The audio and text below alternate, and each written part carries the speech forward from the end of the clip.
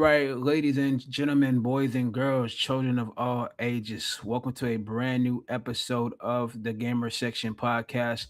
I am Kano, the brutally honest gamer. And I am Sinister. And let's go ahead and dive into these topics. But before we do that, let's just go read about our sponsor.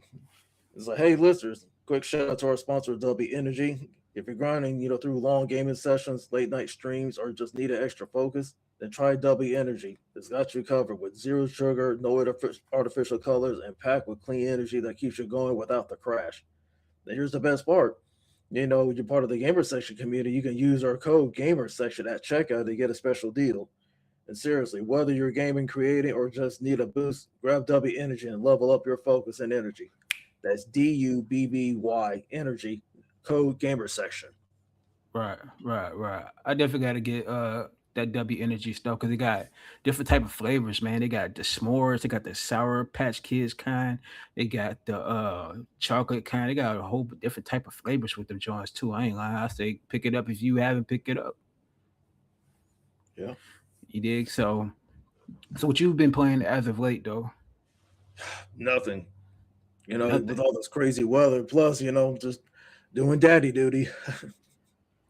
I feel you, but I know you've been keeping up with the gaming news, so I already know. So Yeah. yeah, but for me, I've been playing games, but not as much as I usually be playing throughout the week. So I've been playing games like let's see, I don't know, the Uncharted back on. I started back on Uncharted on the PS5. You know what I'm saying? Get into that nostalgia mode again because I haven't played a nostalgia game like that in a minute. And then on Xbox, everybody know I beat Assassin's Creed Shadows. I've been playing a little bit of 2K26. I've been playing the games that we got reviews for. Um, yeah, and also what other game I was playing? Uh, Snap. I'm trying to think. I can't think off the top of the head, but I've been playing some crazy games like on my free time too, outside of the reviews, though. You know what I'm saying? But Yeah. mhm, Yeah, because I have one game review that's gonna be posted up for Thursday. mhm. Oh, and yeah, definitely been tuned into the Final Fantasy 7 remake for the Xbox. They made the Xbox version too. The game's actually pretty good. They did a step up on a lot of different things for the Xbox version, which I actually think is cool. All right, cool. You know what I'm saying? And, yeah, so let's get down to the nitty gritty of the show because we have a lot. I repeat, we have a lot to really talk about. You know what I'm saying? And there's a lot that was said throughout the whole course of last week, and some stuff that happened today. And usually we would do a podcast on a Sunday, but we had massive technical difficulties, so we're basically running it back today. Yeah, sorry, folks. Yeah, sorry for the inconvenience because it was mainly on my end because all the bad weather is going across the country. So hopefully we can get through it today with no issues. Nah, fickety facts, no fiction. I think everything is copacetic now. So we're gonna run it back one more time for the culture. You know what I'm saying? So let's go ahead and talk about. We're gonna start off with High Guard, right? Uh huh. So everybody know at the Video Game Awards, the last game that was shown, which had got a mixed reception, was High Guard. And when it comes to like High Guard, it wasn't a great reception. And from what the reviews has been saying, what people have been saying about High Guard, it's not looking too hot right now. And from what I actually been reading about High Guard, is a genetic game. You're not getting a wow factor within the game. They had a lot of bugs and glitches within the game, and it wasn't ready for release. So, Sinister, what do you thoughts about that? I mean, that's unfortunate. Like people come up with high expectations for, it, and then this is turned into a huge letdown. So as I always say, like when it comes to these games, always come in with zero expectations. Don't come in and like hyping this all up, think it's gonna be willy nilly. I mean, the game could be great, but unfortunately, this game is not one of them. Nah. And the problem when it comes to these hero shooters, man, is just that it's a following trend factor, and we've been seeing this for a long time now, and that's why games is where it's at now when it comes into like the AAA formality of it, because every time you see like these AAA style hero shooters, it ends up becoming an epic fail in a major proportion because you're copying a trend, you're not setting your own wave. Like if you look at what Cliffy B tried to do with a couple other games like Lawbreakers, I forgot the other game, but it ended up being a massive flop, a massive fail in a major proportion. Oh yeah, because like Yeah, because he created his own studio, Boss Keys. Yeah, Lawbreaker. There was a few other games that also fought that resulted in his studio being shut down. Oh yeah, oh yeah, oh yeah. Tell more about Lawbreakers. Kind of bring them up to speed because they might not even know about Lawbreakers. Yeah, so Lawbreakers was like one of the was a PS4 exclusive that Cliffy B he wanted to bring out. I mean, the reason he put it out on PS4 because he figured, hey, during that generation, PS4 was killing it that generation. Hmm. About to say blah, but the game during its release, it came out to be a major flop, and then a lot of people let him have it. And then, of course, he tried to release other games underneath the studio. Neither one of them turned out to be hot. Like, all three of them were flops, so he ended up shutting the studio down. So Yeah, instead of like, people say, well, hey, this PC don't have this game. Xbox definitely Xbox don't have it, but actually they dodged they dodged a good one on that one. So yeah. But that's usually how what? it is. But what did that remind you of? You see, when it comes down to Lawbreaker, right, and Cliffy B, and what's going on with High Guard, right?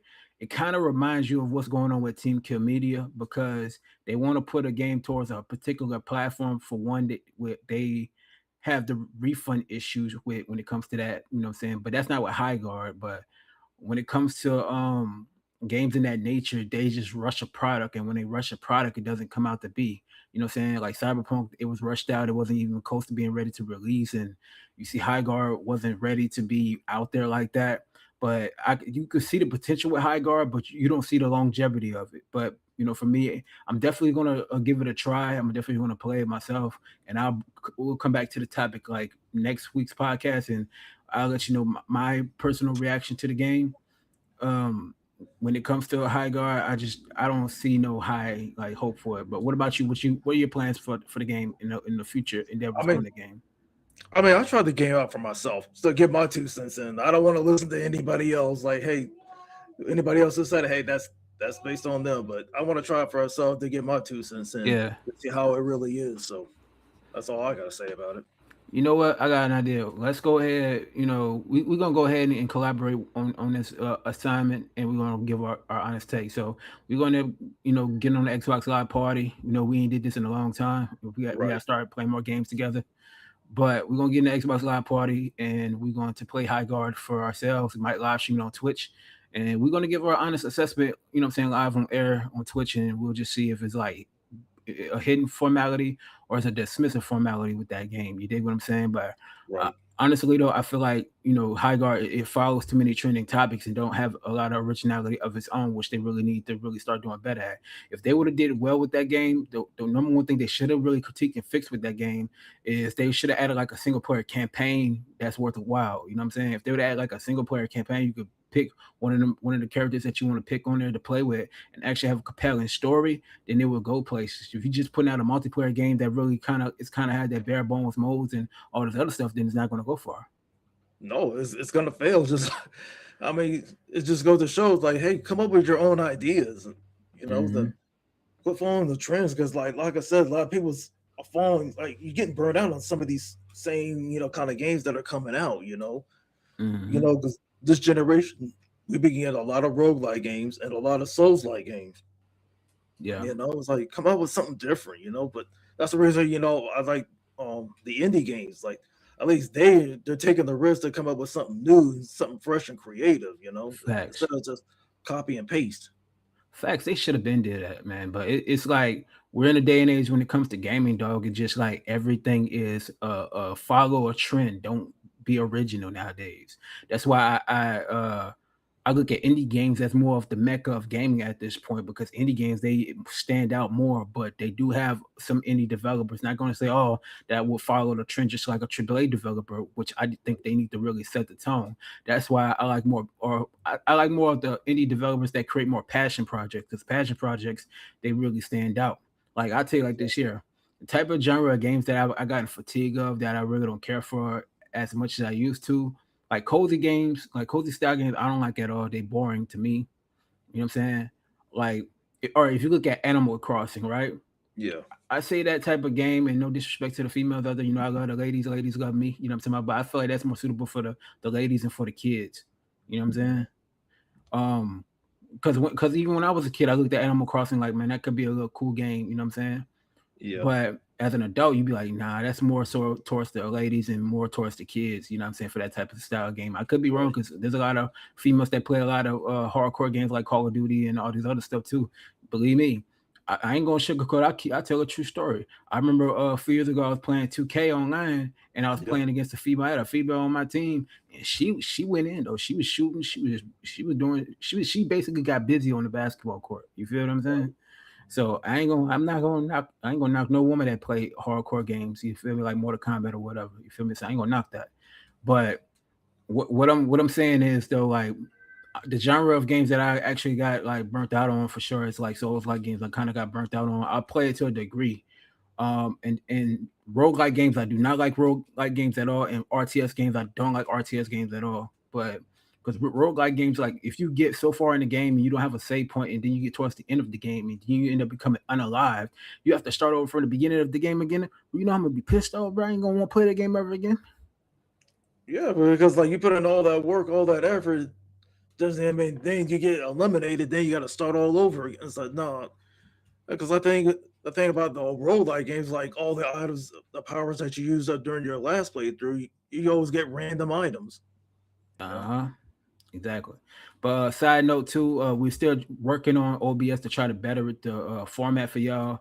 And not only that, we're trying to put not just my avatar, which y'all see the honest gamer right there, but we also trying to get Sinister's avatar up here too. So y'all bear with us. We should have in about another week or so. So we're gonna get back into the nitty gritty and make sure we perfect the quality of the podcast.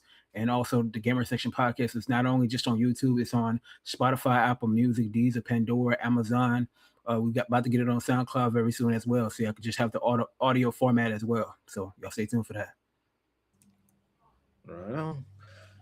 All right, so let's go ahead and talk about the next PlayStation console, the next Xbox console is basically getting delayed to 2030. So since talk about it, man, what's your thoughts about that?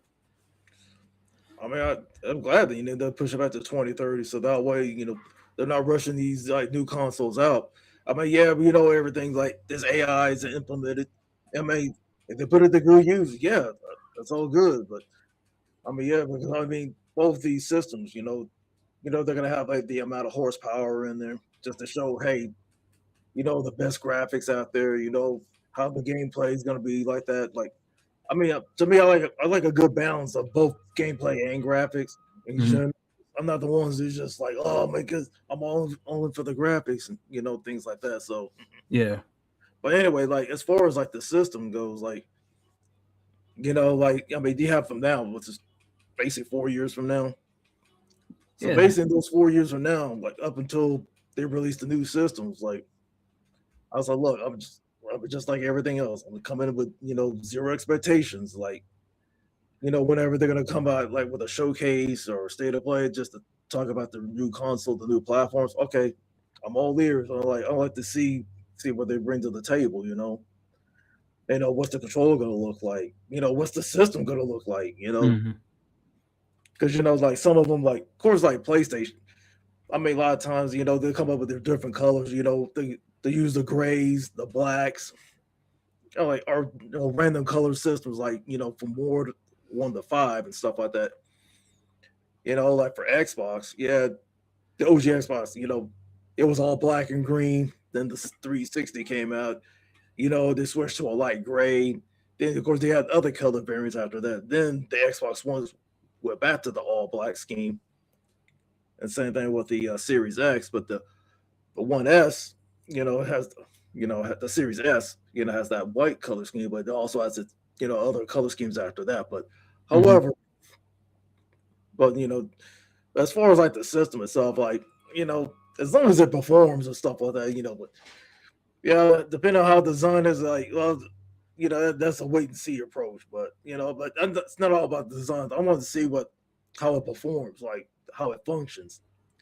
nah, And then for me, I'm facts. all about yeah, I'm all about functionality. It's like, hey, how does it function? It's like, does the controller's good? Iron out all the kinks, the bugs, blah blah blah. So, that's my take on it. But what about you? There's a lot I have to say about it, but I don't want to overdo it. You know what I'm saying? Because everybody knows I'm a talker, so You know, forget it. Let's dive in real quick, right? I'm gonna pick it all apart, and everybody say go back into Stephen A. Smith mode. Nah, I'm cool on that. I retired that Stephen A. Smith mode while we ran. I'm cool on that. Cool on that. I'm more calm and chilled. But let's go ahead and pick all of this apart. So when you look at the next Xbox and the next PlayStation, and I'm all for it being delayed until 2030. It's because when it comes to the PlayStation 5 and when it comes to the Xbox Series X and S, I feel like when it comes to game developers and the development of these games, I feel like they haven't maximized on the machines. And what I mean by they haven't maximized on the machines is that we haven't seen these games on the consoles being utilized to its fullest capacity. And what I'm saying is that let's say if you get a brand new console when the new generation comes out, graphically the game is going to still kind of look last gen to a degree. You'll see a little bit of the flavor of a new gen spec partial for the game, right? So when you get into like the middle of the generation, that's when the graphics is starting to look a lot more better and more cleaner and more sharper. It'll start having that, oh my God, it look good. But then you get towards the end of the generation, the graphics look phenomenal. It looks like it's they maximizing the machine, the whole nine, right? And then the next generation is the same cycle that repeats itself. So I'm glad that they're delaying it because with the next Xbox, what they're saying about the user interface where they have multiple stores and then the PlayStation 6 is doing a lot of different things. I honestly think they need to really utilize it and show a major graphical leap because if you look from the Xbox One to the Xbox Series X and S, or from the PlayStation 4 to the PlayStation 5, you don't see that much of a graphical difference. You haven't really been seeing it as of late. You know what I'm saying? Like if you look at the OG Xbox to like the Xbox One, you see a massive graphical leap, right? And same thing for the PlayStation. If you look at the PlayStation 1 to PlayStation 5, you see a major graphical leap. You Yep. feel me? Major gameplay leap. And we're at the point right now we don't see that when it comes to these games, when it comes to game development nowadays, because of the engines that's being used, the processors that's being used with the AMD chips and everything within it. Then you looking at PC where you have the 5090 RTX and stuff like that, and they're using the Intel Core Ultra 9 or 7 or the AMD Ryzen. You know what I'm saying? So you can definitely see when it comes to like gaming as a whole, especially on the console side, you don't really see a graphical leap. And at this point, and this just me be speaking the facts on it, that it definitely needed more time. These consoles needed more time to really develop and be utilized. The dev kits need to go earlier to the game dev so they can really utilize the kits behind the consoles that's going to be used. Because if you're giving them the developmental kits a little bit closer to the time of the release of the consoles, and that would be a bad look. We won't see the best of what the consoles have to offer. And I'm also glad that they're pushing back so we can see more of what these consoles can offer as far as them improving the UI, improving the controller formality, improving the development of these games, the graphics, the gameplay, the whole nine. Like if you look at, I'll give you an example. If you look at NBA 2K and Madden, you don't Right. really see too much of a graphical leap each year. You really pretty much see almost the same type of graphics. It's just a tad bit a step up. You feel what I'm saying? And I'm looking at the standpoint of them having to make a massive improvement in the long haul. So yes, I'm all for the next Xbox, the next PlayStation to come out around 2030. I'm all for it. I agree 100%. They need to delay it. They don't need to rush that. And not only that, and I forgot to say this, COVID happened. COVID happened, and we didn't start seeing games in actuality around till 2023. You feel me? Uh-huh. It's a lot to unpack. It'll take all day for me to explain. I don't want to bore anybody, but it would take all day for me to explain. And fanboys is not going to tell you about the stuff that goes on behind the scenes. The gamer section will, just to let y'all know. Yeah. All right. Yeah, before we go close that out, yeah, because like with these new consoles, is it going to be 8K? Is it going to be 10K? Things like that. Because it's like you have these new content. I mean, these new TVs and stuff like that with 8K and 10K and all that. Like right now, we don't have any content for those things like. No, But who knows from here to now. nah, That's all I gotta say about that. we don't like, even with the consoles that they're gonna release, they still don't have the technology 100% to put it in the formality of it being in 8K or 10K. You know what I'm saying? Like they have some TVs that have that 8K, 10K, but they don't have it to the point where you be like, oh my goodness, oh wow, man, I cannot wait to actually see this. I cannot wait to actually play this. I cannot wait to buy this day one. And if you notice, when it comes to a lot of consumers are not really 100% looking forward to buying these new consoles, also Right. because of the high prices. You know what I'm saying? So I don't know about you, Sinister. Let me ask you this: would you buy Right. the next Xbox and PlayStation if it was Uh-huh. $1,000? No, Well, say that again. I said, would you buy the next Xbox or PlayStation if it's worth $1,000?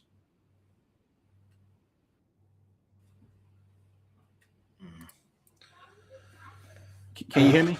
I mean, that's a tough one to answer, because can't predict the future. But I don't know. That's part of one of those you got to wait and see approach. All right, hold on. I want to make sure everybody can hear me. Can you hear me, Sinister, clear as day? Oh man, I dealing with mean, tech. yeah, because I think we're dealing with technical issues again. All dealing with right. some technical difficulties. Yeah. Now, because I was trying to make sure that you can hear me, I'm just over here trying to check things out to make sure. All right, everything's fine. Everything's fine. All right, continue on what you were saying. No, that's what I was saying. Like, it's kind of hard to say, with these new systems, like with the new PlayStation and new Xbox, like for what you're saying. It's just one of those wait and see approaches. But as far as the cost goes, I mean, yeah, I mean, I'm not gonna sugarcoat it. They're gonna be pricey. Yeah. How much you think though? It's probably gonna be in the thousands. All right, so or would you buy it if it was 1,000? If it was $1,200, would you buy it? I mean, a thousand's a thousand would probably be my limit, but it's probably one of those I have to, be on a payment plan in order to pay it off, or at least pay a half on it now, and then pay the rest of it just to get it out. But that's the only way I see it. But Um. All right. In my opinion, would I buy it day one at $1,000? No, a strong no. You know why? mhm. I'll explain why. If it doesn't wow me, if it doesn't have that it factor that I'm looking for, then why should I go ahead and buy it? You get me? Yeah, So that's why I'm pretty much at the point where I'm like, no. Why should I buy your product? What's the purpose? Because you got to look at it too. Exclusive sales a console. Microsoft is going multi-platform, and Sony look like they're going multi-platform now by a lot of games that's going to be coming to Xbox from. Actually, what I heard, even Ratchet and Clank, I'm hearing that's coming to Xbox. I'm hearing The Last of Us is coming to Xbox. There's a lot of games that's supposed to be coming from PlayStation to going to Xbox. Even Return is supposed to come to Xbox. yeah. See, that's what I'm saying. But I mean, I'm like you. I don't buy systems day one. I usually just wait because usually like some of those early adopters, like as soon as they get it, they're probably going to report problems. And plus, we don't know what the launch titles are going to look like. Because like I said, some of them are just going to be games from the last generation just to put something out there until you get like the new games and stuff like that. You know what I'm saying? But as far as exclusives from the big two, like from Microsoft and Sony, yeah, they're gonna be going to each other's platforms. But you know the biggest winner is going to be is PC because Oh PC yeah. gets everything except for Nintendo. Oh yeah, and I kind of been dipping into the PC gaming side of it though, but I still love the console game. That ain't never gonna change. But when it comes to what Sony is doing and what Microsoft is doing is it's mainly more so with Microsoft because Microsoft got a lot more of mixed messaging when it comes to the consumers. It's not I wouldn't say it's Phil Spencer, Sarah Bonds, Matt B, and all them. I don't think it's their fault. I think it's more so of Microsoft with Amy Hood and that dude Saratoga, whatever his name is. Um, they don't Mhm. have the it factor of what gamers want. They're more they're more based off of being a money hungry, just worrying about the funds and stuff like that. And it's cool and all that. You could think about the money, whatever, whoop de woo. But the problem is that you gotta think about the gamers and what the gamers want. If you wanna cancel studios and close studios and cancel games, you're basically giving people more and more reason not to want to rock with your product. And the same thing goes to Sony when it comes to them having a lack of games that people have been asking about, like for instance, a new Infamous game, a new Uncharted game, or Resistance, a Sly Cooper, Jack and Dexter, Soulcom, just to name a few, even Twisted Right. Metal. And if you focus on, and everybody knows, like when it comes to Twisted Metal, that's Sinister's game. That man talks about Twisted Metal out of all the games he played on PlayStation. You dig? Exactly. And like I said, Sony has some major issues. Microsoft has some major issues. Nintendo, they're the king and queens of anti-consumerism, and PC is Heck, doing they all wrote right the right now. playbook on it. Yeah, they definitely wrote the playbook on it. You know, but I'm not so. And then you got to think about it too. They got the whole AI RAM and stuff like that. That's why it's getting pushed back to 2030 because of the AI RAM and the shortages in the prices of these consoles and stuff. And what we're in right now, we're in inflation because we got a terrible president. But it is what it is, man. At the end of the day, we'll just see how everything unfolds in the next few years when it comes to gaming because I feel like gaming is on edge right now, and people are not really not happy about spending all that money on these consoles and these games can go up to $100 in the next few years. That's not a good look. That's why everybody going to stick going to PC and probably pirating these games and all the whole nine, man. Exactly, because I mean, that's one thing I like about PC is like, hey, you just paying for the internet, like, other than getting the games themselves. You know, Yeah, but the only thing I don't like about it is because you you don't have have to worry to. about being tied into a subscription service. That's true, but also you got to think about every time a new RTX come out, you got to really continue. You got to keep upgrading it to get it to the highest capacity. Sometimes that's what I don't like about PC. Right. You got to keep Hmm. upgrading it. Put if any new RTX come out, like let's say if they have RTX 6000 or something like that, and that costs about $1,500. Think I'm about to pay $1,500 to upgrade for that piece, then adding some other stuff, and then they have a new Intel. Or let's say they have a new Intel Core i10 or actually or i11 or Intel or I mean a new AMD uh, chip to put into the PC. That's a lot of money. You feel me? Yeah. So let's go ahead and get into the next topic. What I'm saying? We've been talking on this too long. So let's go ahead and talk about Neo 3. We're gonna start with Neo 3, man. So talk to me about Neo 3, man. Like what is it that you like about Neo 3 and what you don't like about Neo 3? I mean, Neo 3 because like I played the other two. Mm-hmm. I mean, they're tough, but it's like one of those early Souls like games and things like that. But I mean, yeah, it's just like after seeing it, I was like, you know what? Let me see what the gameplay was going to be like. What's new they're going to bring to the table. Mm-hmm. Like what I mean, what's that new mechanic they're gonna in this one that you don't see in the previous two?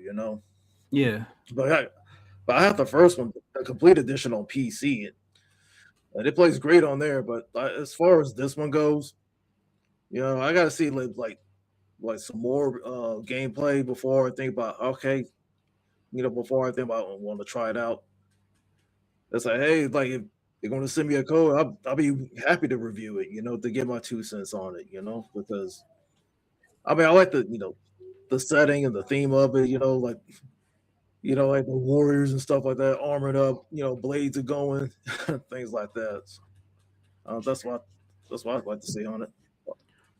All right, for me, I already played the demo to Neo 3. I think it's a phenomenal game. I did play Neo 1 and I did play Neo 2.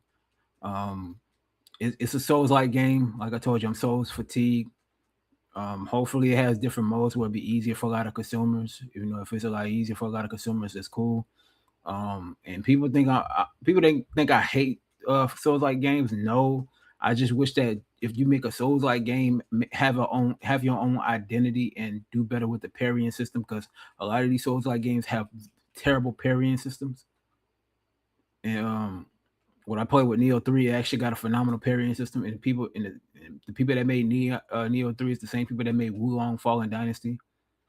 And I think what else? Wulong Fallen Dynasty, and I think Rise of the Ninja. I think, if I'm not mistaken. I don't know, but Uh-huh.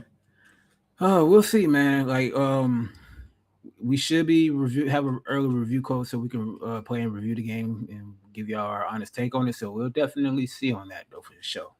Now, that's really all I got to say about it though. Just speaking figgity facts, no fiction. So you got anything else to say about that, man? Uh-huh.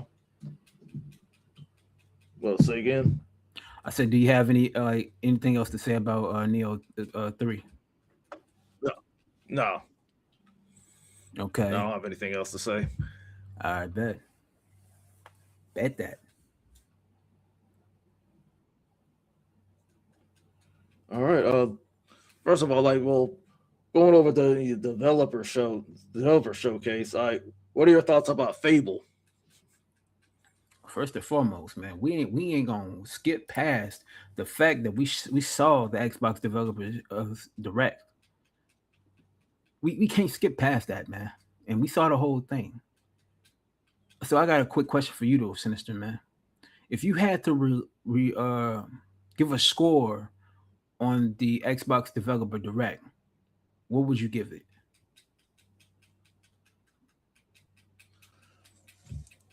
Well, I mean, what I gave it yesterday, I gave it a 3 out of 5. Because three of the games I'm interested. Of course, Forza. I'm definitely in the Forza. Definitely looking forward to that. Mm, As far as the new Fable, I definitely want to try that one out. And mm. that Beast and Reincarnation. I was like, yeah, I enjoyed it, but that kill game, I'll try it, but no, I don't see me playing that game long term. But as far as the show goes, it was okay, hearing everybody giving their 2 cents in. I mean, Tim Schafer, I mean, yeah, he brought the funny, and that's the only thing I enjoyed about it. But as far as everything else, I mean, yeah, it's a 3 out of 5. But if it was the Gears of War E Day was in there, I would definitely give it a 4 out of 5. But that's my take on that. I feel that. I give it a 4 out of 5. Okay, I think Forza Horizon 6 is trash. I think they should go ahead and put that towards Brazil instead of Japan. The cars look unimpressive. The whole game is just look terrible. I'm telling you, I would not play that. You know what I'm saying? I think Pokemon is trash and stuff like that. But when it comes to Forza Horizon 6, I would not play. Let me stop playing, man. I'm gonna stop joking, man. I ain't, don't come at me in the comments, man. You know what I'm saying? I was just joking. Uh, I'm just joking. I already know Sinister be like, oh man, they gonna come for you. But nah. All right, but my honest 2 cents on it is that Forza Horizon 6 is a phenomenal game from what I've seen. Graphically, it's impressive. Fable definitely up there. We definitely gonna dive into the topic of Fable heavy because there's a lot to say. Um, that game from Double Fine Productions, I don't really care for. Kill. Kill, I don't care for. Forza Horizon 6, I think it's still terrible. I'm gonna stop playing. Uh, You about to get choke slammed. and that's I had to get that reaction.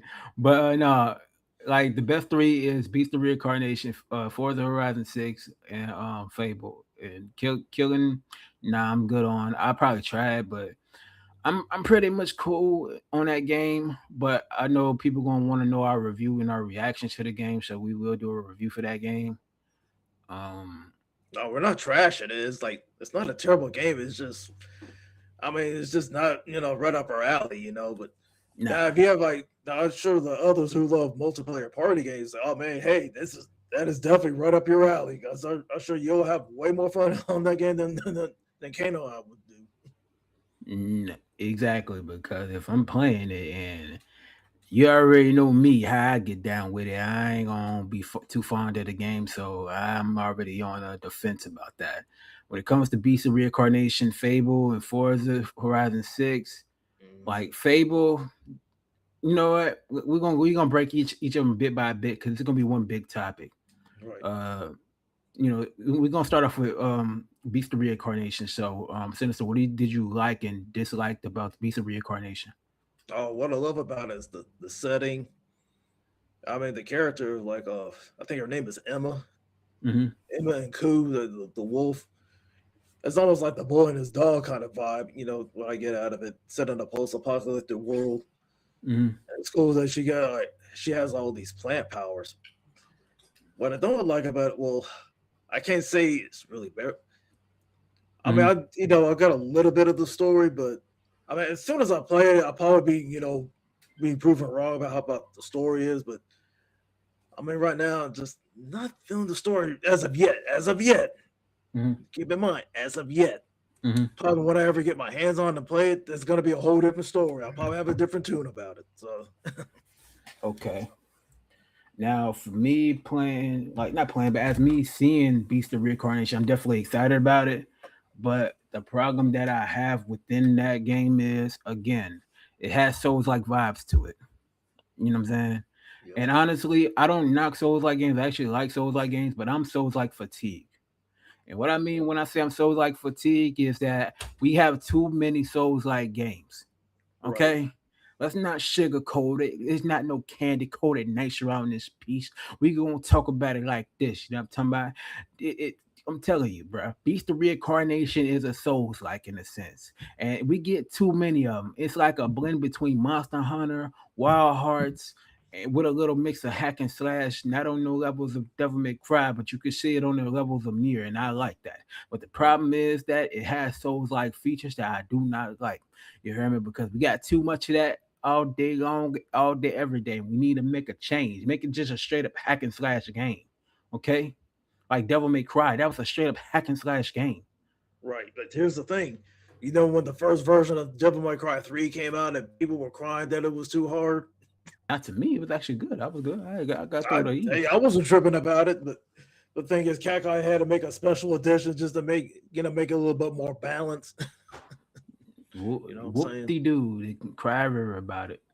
Right. But anyway, but as far as this one goes, yeah, it's Souls like, but it's just one of those games that hey, like you got to practice. You have to be tactical. It's like you can't just go in and just hacking and slashing, and hoping things will, monsters will die in front of you. So no, you're gonna get mollywopped real quick if you don't be careful.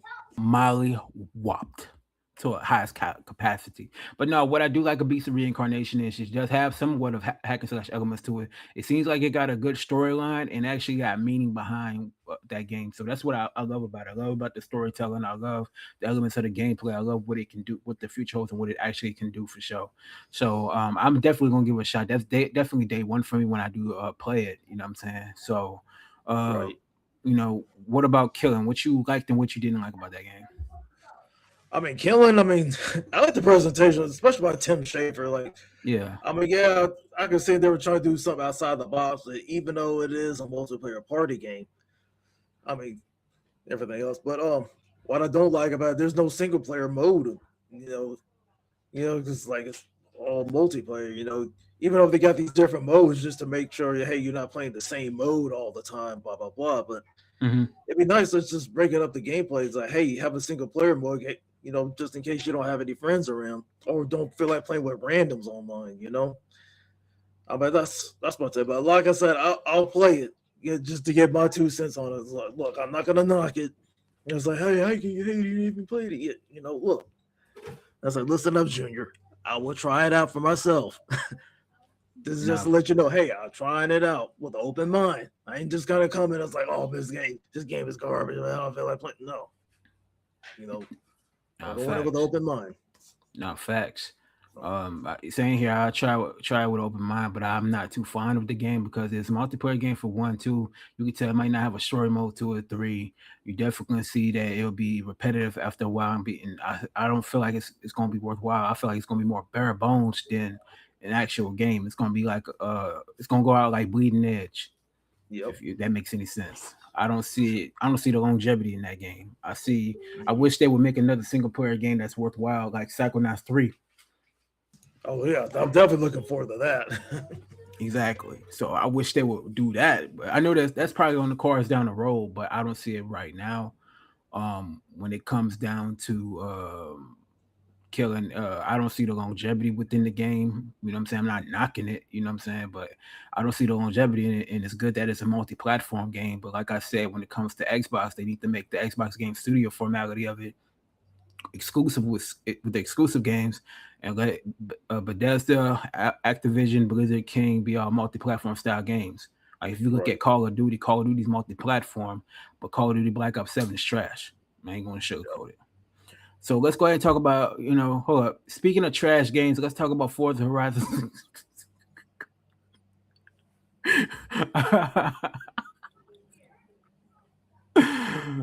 All right, chill, sis. Chill, got sinister getting quiet, man. You keep talking about my Forza Horizon 6, man. We gonna have issues around these beats, man. Around these parts, man. Mm. Nah. Anywho, like when it comes to Forza Horizon 6, like to me, I love the Horizon series more than the Motorsports. But I mean, Yeah. I'm not knocking the Motorsports. That's true simulation. But with Horizon, it's open worlds. It's a little bit more arcade. It's more open world. Get all these challenges.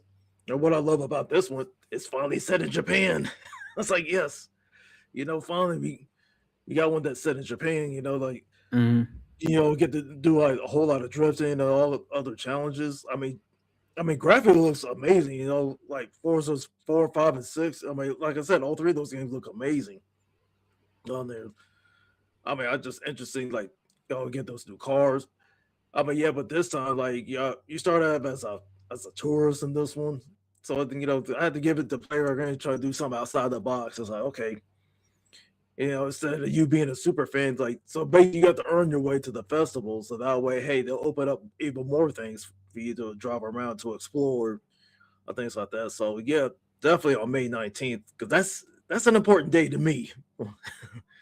Oh yeah, May 19th. I know that day. Rest in peace, Camouflage. If y'all know who Camouflage is, you already know. He was a rapper from out of Savannah, Georgia. If y'all don't know that song, Cut Friends, go check it Hmm. out. Shady, Okay. remember what's your name? No, I'm just playing. But Yeah, yeah, but it's also Malcolm X's birthday. that too, that too. But from my standpoint on Forza Horizon 6, I definitely think it's going to be a trash game. No, I'm just all right, for. And everybody know I'm joking, man. I'm not knocking Forza Horizon 6. I'm definitely gonna play it. What I do love about the game, the graphics, the scenery, and them taking place in Japan. We get to see some of the scenery from Tokyo, which I love. Yeah. Um, what kind of worries me is the driving mechanics on the drifting side. So I want to Right. see how the drifting mechanics is because if you think about games like Project Motor Racing and Ren Sport, Yeah. um, those are two were highly disappointing racing games, racing simulator games, based off the fact that even when you try to drift, the controls feel so stiff to the point where you crashing all the time. And I never Hmm. played a racing game that had so many like problems when it comes to tuning up the vehicles and when it comes to actually fixing the mechanics as far as like turning because you have these sharp turns and Yeah. Forza don't have that issue when it comes to making sharp turns and drifting it like drifting kind of still Redefining has it. an issue, huh? Hmm. Yeah, redefining it. Exactly. Because I know since I know you played Project Motor Racing. Matter of fact, let me ask you this: though. What did you think about Project Motor Racing? I mean, it was decent. Like, I mean, from my standpoint. I mean, after trying it out just to see how the mechanics are and everything's like, look, I know, and I'm not trying to judge like, hey, like apple. It's like apples and oranges. Like, even though it's like the same genre, but they control differently. You know, when it comes to the driving, like the mechanics and all that. So that's all I have to say about that. Ren Sport, yeah, Oh, you try Rin Sport? yeah, like disappointment. I was disappointed in that. It's like, man, I'd rather play NASCAR 25 than play that. I told y'all Rin Sport. I thought like I'm telling you, don't let the cover of a game fool you, brother. You know what I'm saying? The game ain't gonna be hit on then after a while. I ain't gonna lie to you. You hear me? But like Forza is I feel like as far as like racing games right now is concerned, like Mhm. Forza, like Horizon is like the king of racing games right now. Yep. And to me, this it's Forza Horizon is like the king of racing games to a lot of people, but for me, it's always gonna be Need for Speed Underground, 1 and 2, hands down. That's the best. Those are the kings of the racing right there. That's gonna forever be that. You know what I'm saying? And side note, EA, please bring together a new Need for Speed game, or bring back a brand new Burnout game. Oh yeah, Okay, definitely Burnout. yeah, because we do We're have way overdue for a new Burnout. yeah, we got Recreation. That's like a spiritual successor to Burnout. Cool. But we need an official Burnout game. Let's get that.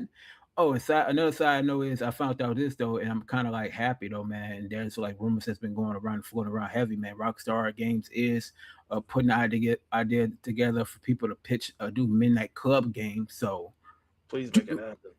yeah, please make it happen.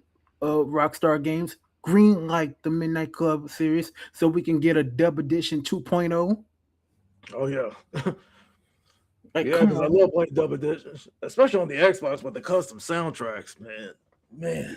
Exactly, man. Exactly.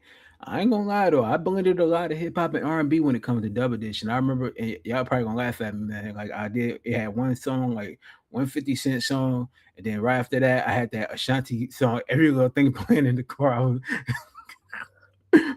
If you, I had a blend of a lot of songs on the actual Dub Edition soundtrack on Xbox. That's why I say like um when it comes to like Dub Edition, it's like it's one of the best games ever, like best racing games ever that they put together. You know what I'm saying? I think Rockstar Games need to do that. But anywho, I digress. But Forza Horizon 6 is definitely going to be a good game. I can't wait to play it on May 19th, and hopefully it don't disappoint. Like it don't be a disappointment like Ren Sport and Project Motor Racing. That's all I got to say about Exactly. that. Now, when it comes to Fable, let's talk about Fable, and I'm All right. probably gonna be extensive with Fable. You mind if I go Yeah, first? that's all you, Bill. That's all me. Okay. So, Playground Games is basically taking it back to what made Fable good. They didn't show everything in the game, but I did do some digging and reading about Fable. You remember when it comes to Fable when they had halos and if you're good and demons when you are evil? Yeah. Oh yeah, it had the morality meter. Yeah, it's people don't know it's in the game, so they didn't show everything, but they did it, like people they did some interviews with more of the developers from Playground Games. There is a morale implemented into the game where if you're doing good, you'll have the halo. You're doing evil, you have the demon horns. So that's Yeah. still in the game. Mm-hmm. But they did like how the dude Peter, I forgot his dude last name. Um, Oh, Peter Molyneux. Yeah, him. You remember when he used to like try to overpromise things that was in the original Fable games that never came into fruition? Oh yeah, he got all the smoke from that. Yeah, well, on this Fable, everything that dude was talking about is actually in the game. So he basically told overpromised but didn't deliver. But the people at Playground Games, since it got higher with the technology, they basically is delivering on everything that dude Peter didn't deliver on, Right. and then some. So I'm really looking forward to this Fable game. First off, the graphics, it looks phenomenal. You could definitely tell it still needs a tad bit more polish to the game, which is understandable. Right. And like from what I'm seeing is people thought you was just playing as the girl, but you can create your character. That's always there in Fable. And that's Yeah, it's like you can create either a man, guy, or girl, either one. exactly. And like I said, I'm excited about it because you have the hack and slash, you got the elements, you got the ingredients together to formulate Fable properly. They basically took everything from the previous Fable games except for three, because I think Fable 3 wasn't that good, but Fable 1 and 2, and they really implemented into this remake of Fable and basically promised what Peter overpromised and put into the Yeah, game. So I actually think this is a good look. Like I said, the gameplay looks phenomenal. It looks like it's going to have a great storytelling. You can basically marry.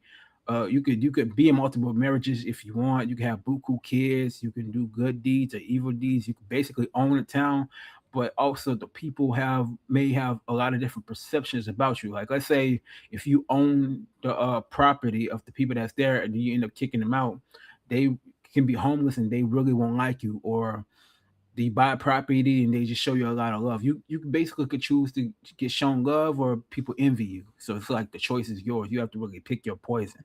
the choice is yours. You can get this, you can get with that. Uh-huh. And then you can feel like that Nas song, whose world is this? The world is yours. You know what I'm saying? The world is. Yep. So so that's how it is when it comes to fables. So you really have a choice. You can be the good person or you can be the evil person. For me, I always be the good person, you know what I'm saying? Because evil ain't in my DNA. Except for these fanboys, they evil as hell. I can't call it. Right. But yeah, man. So I'm definitely excited about Fable. I'm definitely looking forward to the game. It's in autumn, but what I'm worried about when it comes to Fable is the release date if it's closer to Grand Theft Auto 6. Because if it's closer to Grand Theft Auto 6, That's a nobody ain't gonna fail. be yeah, it's gonna be a fail. Nobody's not gonna really gravitate to Fable like GTA 6. And you know when GTA 6 come out, you know me and you gonna be playing GTA 6. Oh yeah, we're gonna be playing that heavy.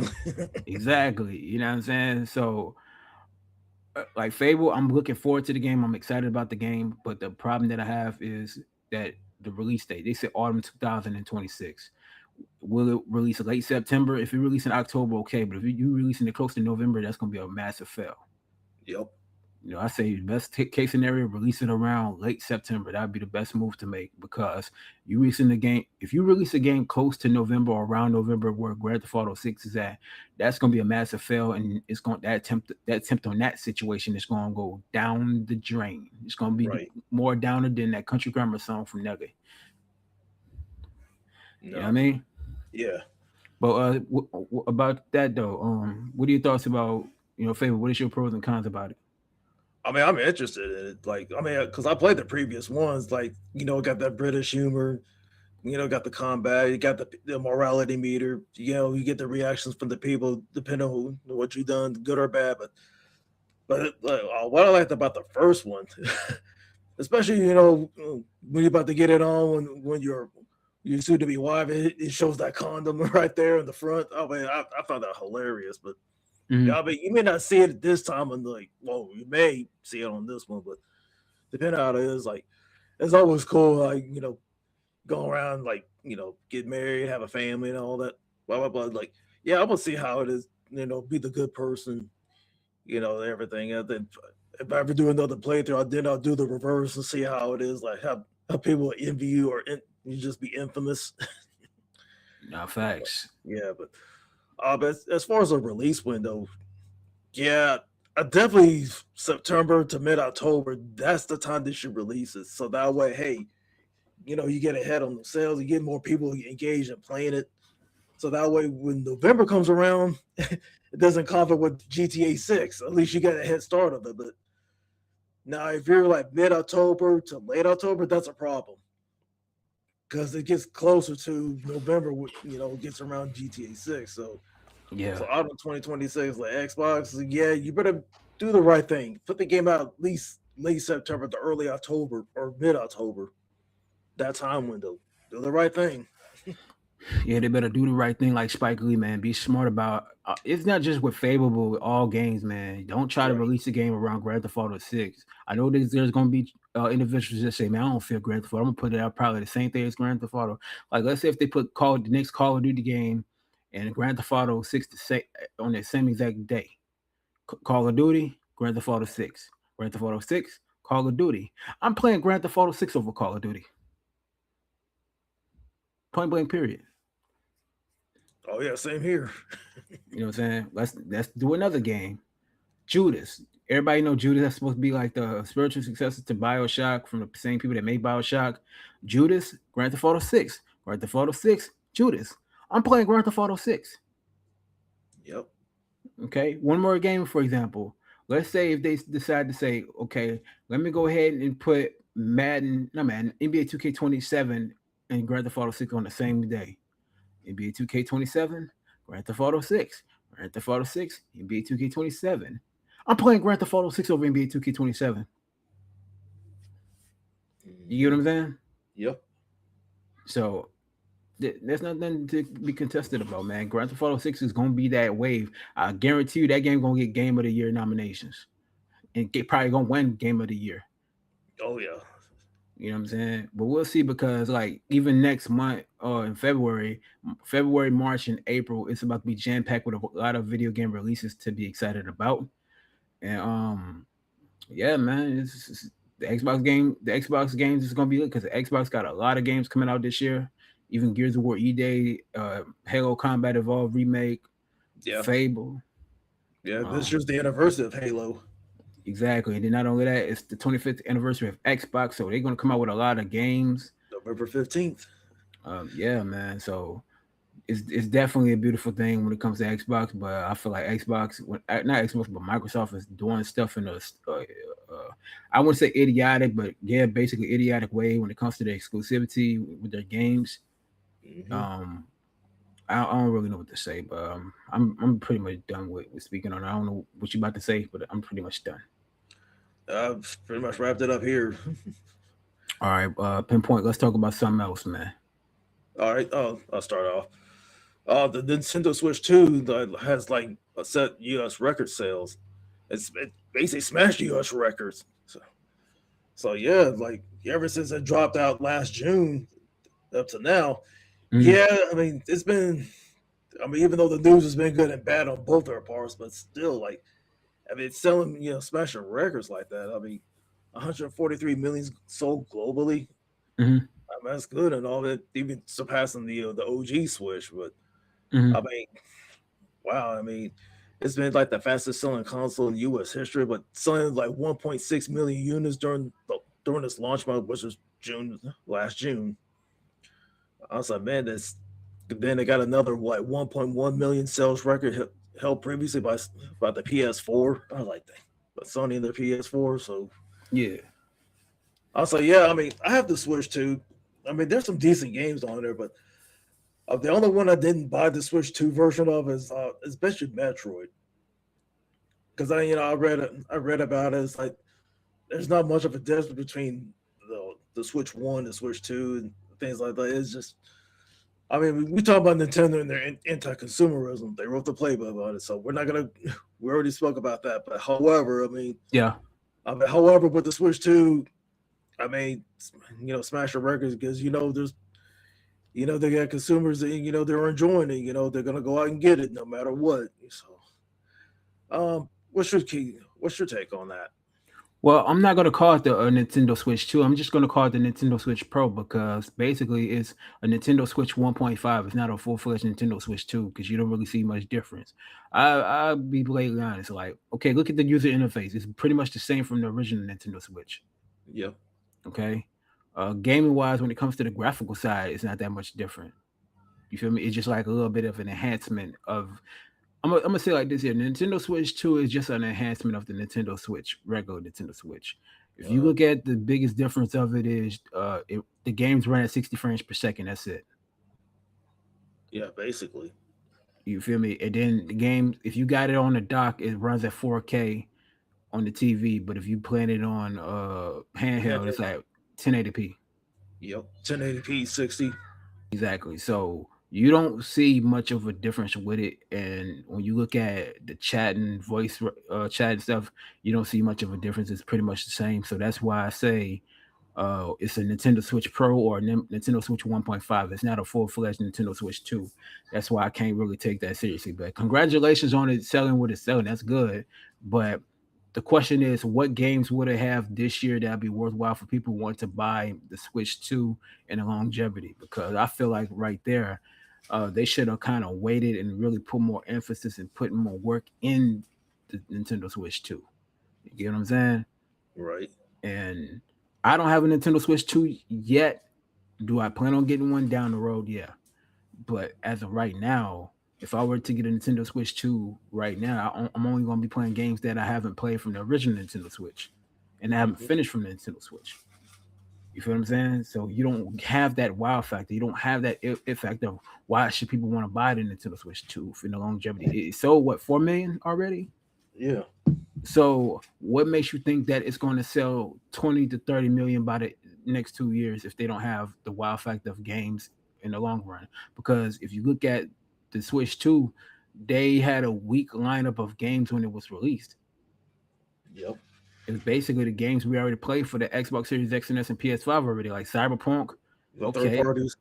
yeah, the third party, that's cool and all that, and they're catering more towards third parties, but they've been 100% hesitant to give their dev kits to a lot more third party games so they can have the games onto the Switch too. You feel me? And Yeah. that's why I Charging say a lot more money. exactly. So that's why I say Nintendo has been doing a lot of uh, wrongful actions to solidify why should people want to develop on their platform and why should people want to buy their products after like 3 to 4 years. Yep. You know what I'm saying? And then that latest Pokemon game that came out, they said it flopped because it was buggy. The game wasn't in good shape. They haven't patched the game up yet. You know what I'm saying? They got a patch coming for it, but they said that Pokemon game, Pokemon, I think Pokemon Zarico, whatever it's called, Z through A, Yeah. that that game was a broken mess. It was terrible. The only game that was good for the Switch 2 so far is Donkey Kong Bonanza, and Metro Prime 4 is decent. So Hmm. everybody's asking for the next Mario game. Like, where's the next 3D Super Mario game? Where's if it's gonna be an Odyssey 2? Is it gonna be Galaxy 3? Is it gonna be a successor to Super Mario 64? Uh, are you gonna do ready in for mature style games for the Nintendo Switch 2? What are you gonna do? Because the last time you got um, a first party ready in for mature Nintendo game was back on the GameCube days. Oh yeah. Eternal Darkness. Eternal Darkness, the Geist. Uh huh. So you know, like Nintendo need to step it up to create games that's balanced for all consumers, rated in for maturity, for teen, E for everyone. Because the Nintendo Switch, you look at that platform as more of a kid-friendly to teenage platform, and you don't really see, and you see adults playing it, but it's for the simple games that they've been playing. And I say Nintendo, they're known to play everything safe to a high caliber. Right. So yeah, but that's Sinister. He got a Switch too, and I know he enjoyed. But let me ask you, this, Sinister. When the last time you actually played the Switch two? I mean, outside of the reviews, I think it was like a few weeks ago. I was playing Age of Imprisonment, the Hyrule Warriors, Okay, before that. and before that, a month earlier before that, I was playing like one of their new racing games on there. I forgot the name of it, but it's one of those future racers that's not Mario Kart. Okay, so it goes to show that you rarely play the Switch two. I mean, I've been playing their exclusives, between like that and um throughout the other three consoles. Yeah, I mean, I try to show all three love. The Xbox, PlayStation, that, and PC. Yeah, but you haven't been showing Nintendo Switch too much love as of late, don't huh? Mm-mm. Exactly, because they have exclusives, but they don't have exclusives worthwhile yet. No. Like, but there's rumors that there's a Nintendo Direct next month, in February. So we'll see. You'll be early in the morning. Gamer section will be streaming. Well, actually, me, I'll be streaming. I know Sinister got things he got to go do, but I'll stream it on behalf of the gamer section, Yeah. and give my honest take on it. And if it's garbage truck juice, I'm gonna say it. Yep. You know what I'm saying? But it is what it is. So let's go ahead and dive into the next topic. If you got any more to say. Nope. All right, so let's go ahead and dive and talk about Ubisoft. Ubisoft basically is in turmoil and it's a shelf is from itself because they canceled a lot of games. including the Prince of Persia remake, which I think it was a bad move on their part. And they've luckily though, Beyond Good and Evil 2, it was safe. But I'm like, what? That really tripped me out. But the, Hmm. the Prince of Persia remake, man, I feel like that was an unfortunate situation. And not only that, when it comes to Ubisoft, they basically restructuring how they want to utilize uh the company from this point forward, and what I think is actually a dumb move in my opinion. They want to Yeah. focus more towards Assassin's Creed, Far Cry, and Rainbow Six from this point forward, and I think that's one of the dumbest moves I ever heard because they cancel a Division game, a Division side project. So, what are your thoughts about that? I mean, it's unfortunate, like Ubisoft has been in the news for the wrong reasons, like laying people off so that way they can, save millions of dollars, and then Hmm. plus canceling a lot of games, including the Prince of Persia one.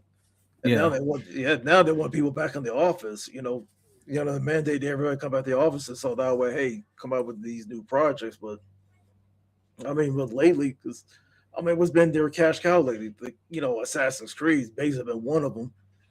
yeah, I mean, we waiting for other new games like waiting for a new Splinter Cell, new Ghost Recon, you know, buzzing about or for you that Beyond Good and Evil that's been in development hell since day one.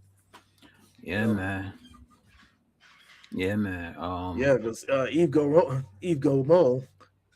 I mean, I know he's the founder, one of the co-founders about it. So basically, it's all up to him. It's like, yeah, you want to sit there restructure and try to move it to a better direction, but I mean, how it is in the business world, in order for them to save money, yeah, you got to cut a lot of people loose in order to save money just to stay afloat, and hopefully you can come up with some better, you know, try to make better business decisions here on out. But no, but I know we hate, we said this before, we hate people losing their job because of layoffs. So Yeah, because it's unfortunate. It's the same with the GameStop situation. I yeah, mean, yeah, the people who lost their jobs are at the bottom, but those at the top, they get a hefty payday, like especially making more in stocks and everything. They have nothing to worry about. But people who bought them to the dance don't care about them. It seems like this situation, like with when they laid all those people off, but hopefully they'll land back on their feet, soon and everything. But as far as their games go, it's like I mean they got a lot of work to do. I agree. They definitely have a lot of work to do.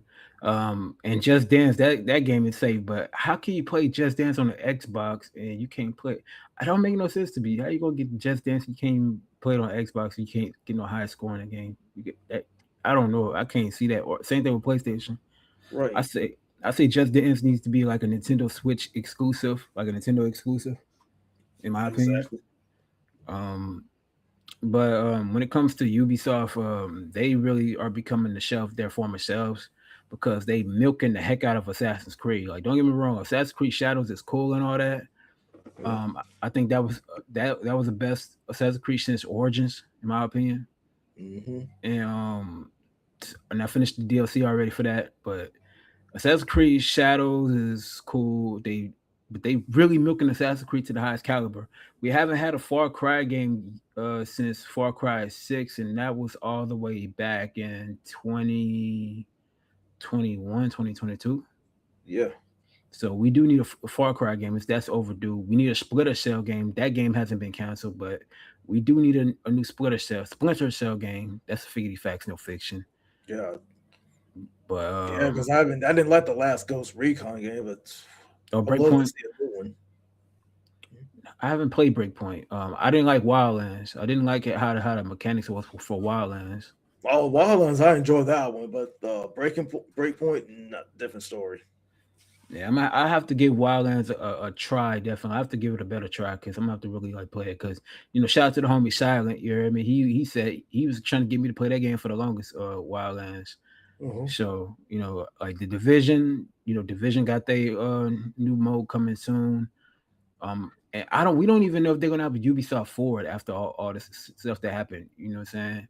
Like Beyond Good and Evil 2, that's been in development hell. We haven't seen nothing about that.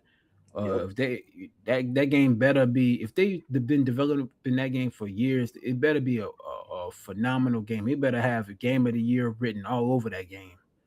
If they developing for that long with that game, that's figgity facts, no fiction. Yep. You dig? Assassin's Creed. Everybody and their mom gonna be tired of Assassin's Creed after a while because they ODing on that game, on that franchise. Exactly. And Far Cry, they talking about they gonna try to make Far Cry out more annually. I'm like, you don't need to do No, all please that. don't. You don't need to do all that because you're gonna be milking it, making it the same game. No. Basically, yeah, people are get tired of it. It's like it's the same mechanics and stuff. Like different setting, different characters, all that, but the mechanics will be the same. Like, come on, no, Ubisoft. Yeah, they doing too much with that. That's just the whole nature of it. It's not cool, man. It's not cool. You dig? Um, but Ubisoft and EA, those are the top two AAA companies that's been having issues and really kind of lost touch with game when it comes to gamers. Like I when don't it think comes, they care. they Especially should. EA. EA definitely don't care. Yeah, yeah, but EA been losing money more than gaining money as of late. Because okay, Yep. if you look at it like this, EA basically have three different divisions. You Yep. feel me? And EA, they got the Black Battlefield studio, you which they gonna make Battlefield games annually now, like Call it to compete with Call of Duty. Which I think it's a beautiful thing. Call of Duty needs competition. That's facts. Yeah. But you need to have separate studios to create other type of games. Like Respawn, they're working on the next Star Wars Jedi game, the final installment to the Jedi series. Then you got Respawn working on the Apex Legends and another IP that we don't know about. You have the sports division where you have the Maddens, the we already know they're working on the next Fight Night game, which is cool. Yeah. Probably you see the new FC club, which is formerly FIFA.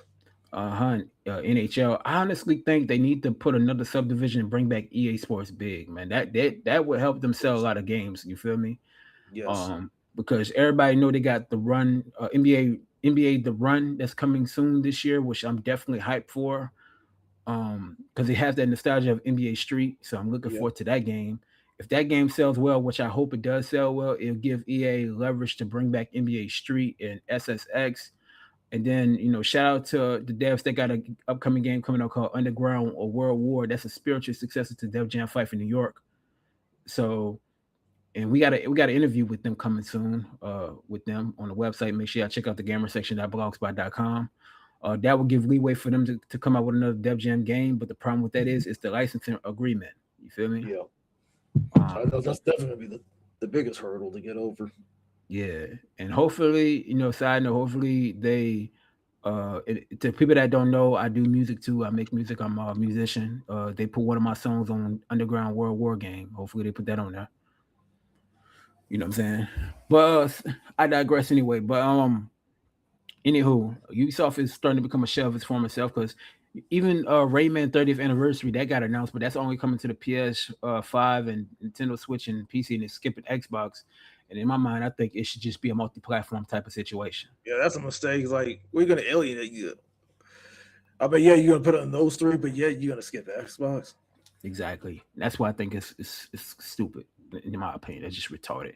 Retardo like Ricky Ricardo. It's a shame. Mhm. You dig? So Doug Bowser moving on to Hasbro board of directors because he Uh-huh. left Nintendo. I ain't really got too much to say about it. Good luck to him in his future endeavors. Hopefully, he does well over there. That's all I gotta say. I mean, yeah, with him working on with Hasbro, it's like I guess since Hasbro owns a lot of properties like including Dungeons and Dragons, so I guess that's probably one of the IPs he wants to head up. So I mean that's cool and all. Like it's like I think due to the success of Baldur's Gate, so it's like, you know what, hey, let's do a D&D game like kind of that kind of style. It's like Hmm. I mean that's cool and all, but but that's pretty much all I got to say about that one. Just I mean, good luck with them over at Hasbro because for those in the back that don't know about Hasbro, they're the same toy company, behind GI Joe, Yep. Transformers. Yep. Just it's, of course, they bought out Star Wars, and of course, they bought out other companies like Kenner. I like they own Star Wars. They also own Tonka. They used to have the GoBots back in the day in those Tonka trucks that you played back in the day. Blah say blah. So But what So about now what? you know. But what about Marathon, man? That's coming out March 5th, man. Like, what are your thoughts about that? Uh, I mean, I would try it out to see how it is. I mean, I remember the Marathon name, back then, right before Halo even came out. So I mean, because Bungie, Bungie's not looking at it in a positive light under PlayStation. Well, so we'll see how this game goes because like Bungie's not doing so hot over on the Sony brand, but Marathon itself, I mean, I like to try it out to see how it is. But uh, uh, I really don't have much to say about it. What about you? Marathon, to the people that like the Destiny game, it's the same people that made that game. From Hmm. my standpoint, I've seen the gameplay. Uh, I'll try it, but I know for a fact I won't dive into it heavy like that. Because think about it, is we definitely gonna have to review that game. Right, Um, but I don't really see the longevity of Marathon. I think it's gonna go out like Concord, not Concord per se, but dang near like Concord. exactly. But only thing I could, what I say like this here, it's gonna sell better on Xbox than it does on PlayStation. That's all I'm gonna say. And I mean, yeah, because I mean, I'm glad it's multiplayer. It's not just on play PS5. I mean, it's on Xbox, it's on PC via Steam. So, hmm and oh I'm yeah, gonna you definitely see the PC folks be playing it. hmm And the reason why I say it'll sell better on Xbox than it does on PlayStation is because PlayStation they're more known to play single player games. Excuse me, they're Yeah. more known to play single player games than multiplayer type of games. When it comes to Xbox, they'll play single player games and multiplayer games. PC the Mm. same thing. So when it comes to Marathon, again, it's going to sell more on Xbox and PC than it does on PlayStation. If y'all don't believe me, check out Helldivers 2. They have people playing Helldivers 2 more on Xbox than it does PlayStation. I mean, yeah, because like it did phenomenal numbers like this first weekend release. I mean, it Exactly. surpassed what during this during this first week release of on PS5. And they still have a hell of a lot of people playing Helldivers 2 right now on Xbox. I can go on my friends list right now and see a lot of people still playing Helldivers 2 right now. And I ain't talking about fanboys, because fanboys don't play no games on no platform. That's just No, figurative facts, no fiction. But no, they play the third party stuff, or just or they play social media. yeah, they just play social media. They don't play games. They play social media, Hmm. and that's what we like to call social gamers. You dig? But Yep. I'm definitely nah. Like we'll see though. But the question is though for you though, Sinister though, man. Uh-huh. Okay, I got a question. Will you be playing WWE 2K26 when it releases, Oh yeah. and why? I mean, heck, they got the Attitude Era on there. I'm interested on that. Like reliving those times from the night. They even got the Monday Night Wars edition. Guys from the WWE side versus on the WCW side with all like NWO. Hmm They put that on there. So yeah, I tried. Just to play that showcase. Just it just brings up memories of the Monday Night Wars, like for nostalgia's sake. Nah, figgity facts, no fiction. Let's just keep it a bean. I'm talking about WWE 2K26. Last 2K game I played from WWE was 2K24. I didn't Mhm. play 2K25. I had an opportunity when they had free play days, but I chose not to. Despite a protest, and I'm gonna tell y'all why. Nothing against 2K games, Take Two Interactive or nothing. It just I'm trying to say it in a professional tone without getting blacklisted. You feel what I'm saying? Right. When you reach out to try to receive a review code and you're basically being overlooked because we're not a popular channel right now or a popular website right now, which we're getting there, you can't overlook the fact that we can give a better score. We haven't asked for money to review the games on a AAA scale or any Right. scale because we know what it's like not having nothing. You know what I'm saying? Hmm. But if you overlook people that can give you a better score than what the higher reviewers give you, then what you're going to get bad results and people are not going to buy your product. But if you want realistic gamers like us to review your product and give a realistic answer, then it would be a different ball game. Mhm. You get what I'm saying? Yep. And I said that about Cold Violent. And honestly, everybody and their mom say that game is a terrible game. You feel me? Hot mess. It's a hot mess. It's like a 1 out of 5 hot mess. They still have yet to even patch the game. So Probably not going to. they're not going to. They doubt, and then everybody know that Team Kill Media, that's an illegal company because they making illegal games, and they're going to catching losses and probably face charges behind it because of fraud. Yep. So I digress. But what I'm saying is about WWE 2K26. Will I play it? Yes, I will play NBA 20. I mean WWE 2K26. I will play it. I do want to play the.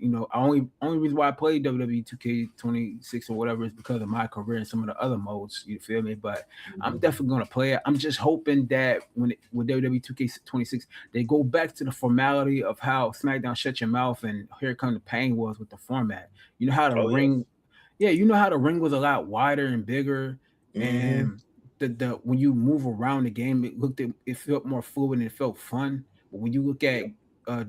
the 2K franchise and how it's looking, the ring is hella small and so close. Then you can't even switch the camera the way you want to. Yep.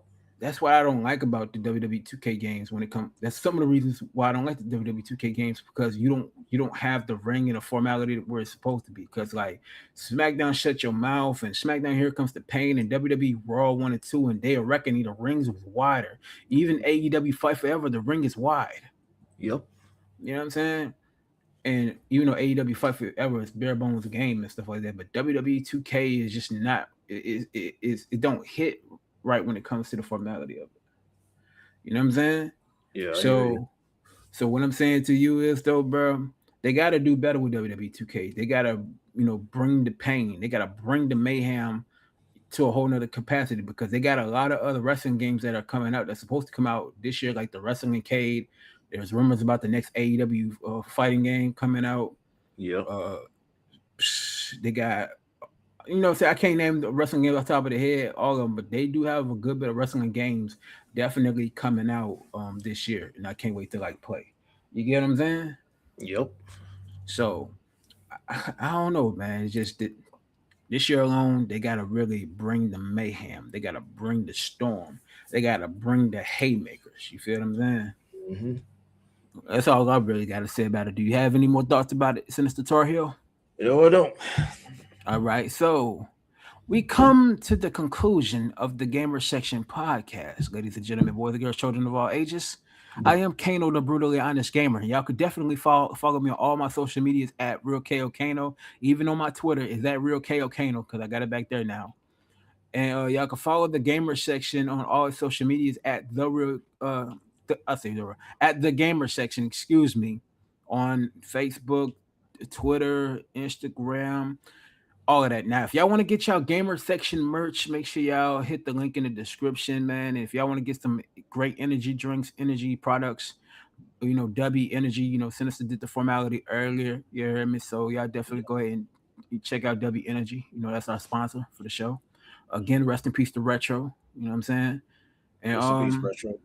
exactly. And yeah, man, that's all I gotta say. But y'all definitely check out the gamer section merch. And y'all definitely gonna rock with it, man. Then we got some limited edition merch coming soon. Sinister, y'all gonna have one where Sinister Tar Heel has his own design. Then y'all gonna see when I have my own design, and you feel me. So y'all definitely stay tuned, man. We got limited edition merch coming soon. And yeah, Sinister, let them know. All right, yeah, yeah. This is your boy Sinister. Yeah, you can follow me on my social medias. Instagram is Sinister1019. On X is Conshoot19. On Xbox is Sinister Tar Heel, all caps. On PS5 is BodyCount92. On Steam is Sinister Tar Heel. And then on the Switch, well, you got to go to my YouTube channel because I'm not gonna give it out here. That's how, man. I hope y'all enjoyed the show. Already, figgity facts, no fiction. Until next week, which is gonna be on a Sunday, and yeah, it's gonna be lit. Yeah, we're gonna be out, and we see y'all next week. Peace. Sayonara.